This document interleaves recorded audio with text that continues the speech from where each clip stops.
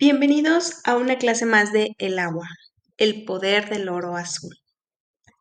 Hablaremos de las represas de poder, el Nilo y la diplomacia amenazada. ¿Cómo esta estructura amenaza con cambiar el equilibrio de poder en el noreste de África? Y nos referimos a la gran presa del Renacimiento etíope, Gerd.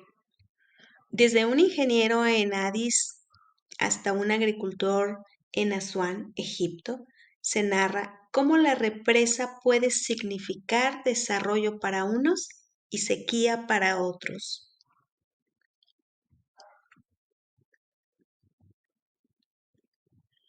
Una parte de su historia, dentro de un contexto técnico, hablaremos sobre los inicios y su construcción, que comienza a construirse alrededor del año 2011 en la región de Humus sobre el Nilo Azul. Está pensada para convertirse en la planta hidroeléctrica más grande de África y una de las principales del mundo. En este año 2025 se estima se complete la construcción y que se haga una inauguración oficial, ya tomando las operaciones y en un plano de rendimiento. Pero, ¿cuál es la relación de la geopolítica con el oro azul y estas represas de renacimiento? Primero mencionaremos que Egipto depende del Nilo para aproximadamente el 90% de su agua renovable y buena parte de su agricultura. Considera que esta represa Gerd constituye una amenaza existencial si el flujo se reduce, especialmente en años de sequía. Por otro lado, para Sudán, aunque también está aguas abajo, ha sido más pragmático. Inicialmente tuvo posiciones intermedias, pero teme efectos adversos como liberaciones repentinas o sedimentación en sus propias presas.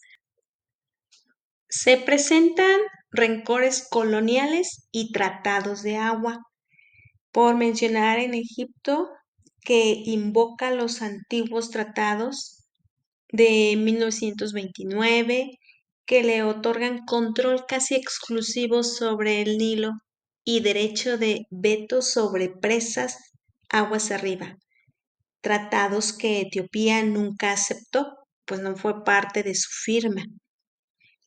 Y los estados del Nilo firmaron un acuerdo marco de cooperación rechazado por Egipto y Sudán. Algunos países como Uganda y Etiopía ratificaron un tratado regional que ya entró en vigor sin Egipto ni Sudán. También el nacionalismo y símbolos políticos. En Etiopía, la Yard se convirtió en un símbolo nacional de soberanía, progreso y unidad. Esta fue financiada mayormente con recursos internos, lo cual la liga estrechamente a la identidad nacional por incluir también bonos vendidos a la diáspora. Cualquier retroceso sería políticamente letal para el gobierno de Abiy Ahmed. En Egipto, su presidente ha insistido que ceder agua del Nilo sería cruzar una línea roja. Y por decir la competencia o alianzas regionales, el equilibrio de poder en el Cuerno de África está cambiando ahora.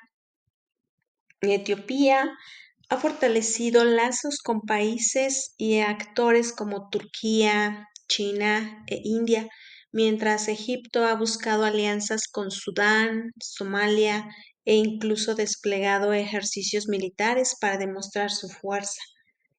Esto lleva a una inserción del conflicto del ayer en una matriz más amplia de rivalidades regionales que incluyen disputas por recursos, por territorios y también una influencia externa.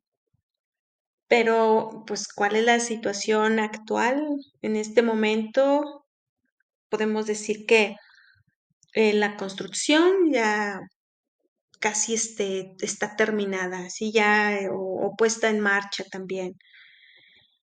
Si ya se encuentra operando, pues está produciendo ya una energía oficialmente y que genera electricidad desde al menos con 6 turbinas en funcionamiento, perdón. Y hablemos de los acuerdos que los vinculan. Primero, Egipto denuncia que la YERD se completó sin un tratado legal con Etiopía y Sudán que regule esa gestión del agua y luche contra escenarios de sequía. Por otro lado, sobre los riesgos que están persistentes por sequía y falta de transparencia, Egipto exige compromisos claros sobre caudales mínimos garantizados y por otro lado está Etiopía que se niega a aceptar condiciones que limiten su autonomía sobre ese embalse.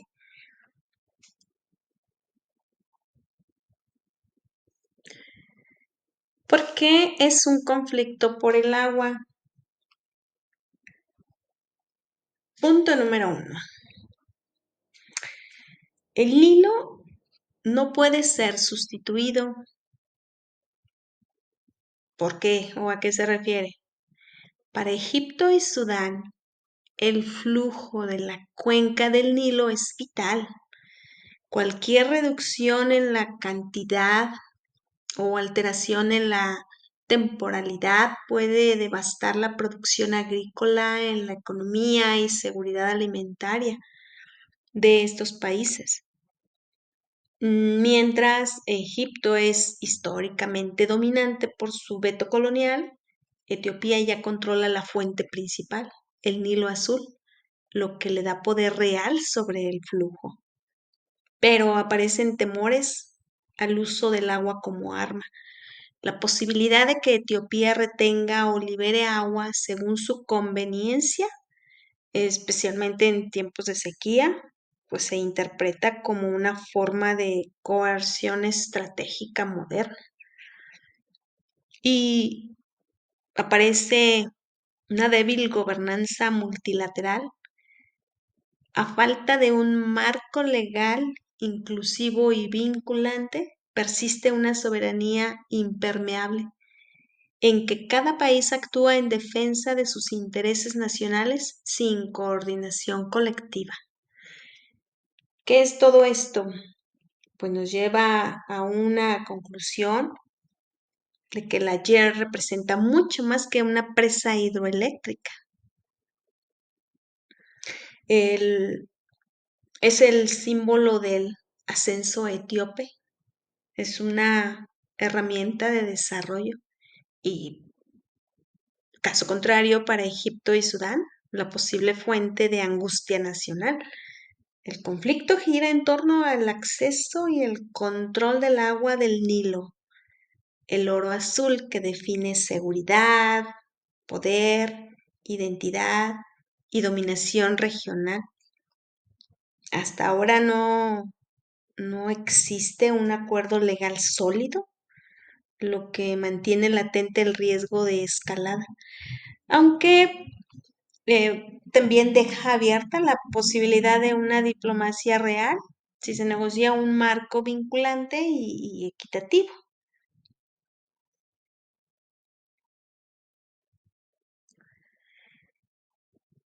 Parte del análisis geopolítico está el control de nacientes, esto es el país de Etiopía, versus control de desembocaduras, el país de Egipto. El 85% del caudal del Nilo proviene del Nilo Azul, que nace en el lago Tana en Etiopía. Esto le da a este país un control geográfico sobre el volumen inicial del río. Con ayer, ahora también tiene capacidad técnica y física de retener o liberar el agua. ¿Cuáles son las ventajas geopolíticas de Etiopía? Que puede regular el flujo aguas abajo, sobre todo en épocas de sequía, generar electricidad para consumo interno y exportación, principalmente a Sudán y a Kenia, y se posiciona como un actor estratégico en el Cuerno de África y el continente. Y como riesgos que enfrenta este país de Etiopía es la presión diplomática y posible conflicto con países aguas abajo si retiene demasiada agua.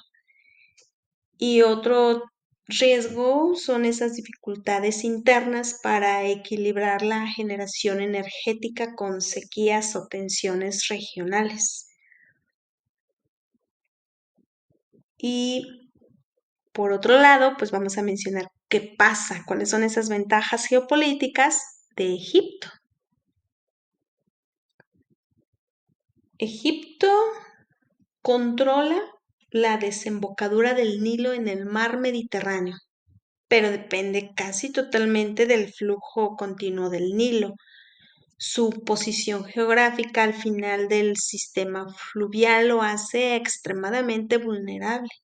Aunque está aguas abajo, Egipto ha ejercido un control político e histórico sobre el uso del agua mediante tratados coloniales y acuerdos con Sudán. Como ventajas, históricamente, pues ha tenido el poder diplomático y militar en la región para imponer límites a aguas arriba. Egipto tiene una infraestructura de riego y represas bien desarrollada, como la presa de Asuán.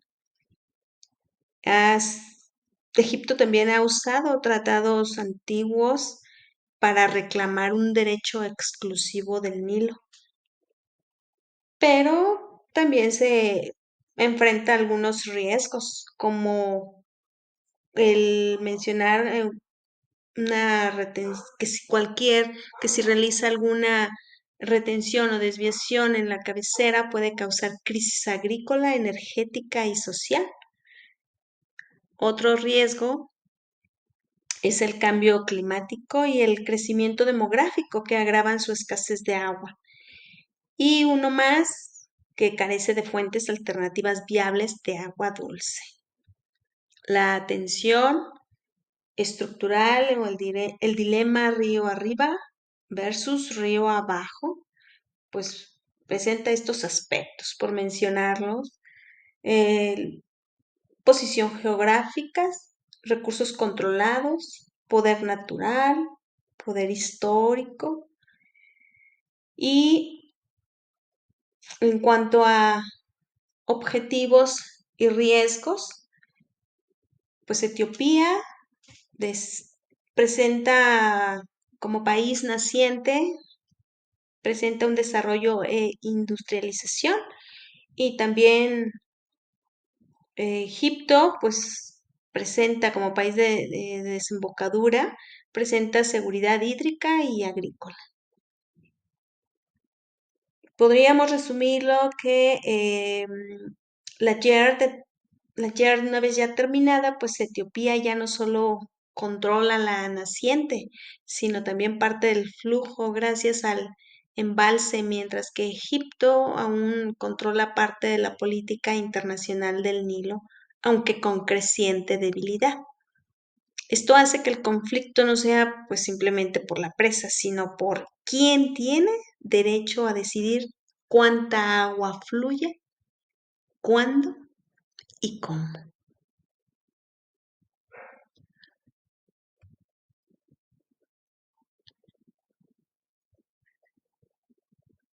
Si quieres seguir aprendiendo sobre geopolítica y sobre este tema de los conflictos por el oro azul, te invito a registrarte a este curso Introducción a la Geopolítica, que te dará herramientas para poder realizar un análisis, empezar a pensar y hacer un análisis geopolítico. Regístrate hoy. Hasta la próxima clase.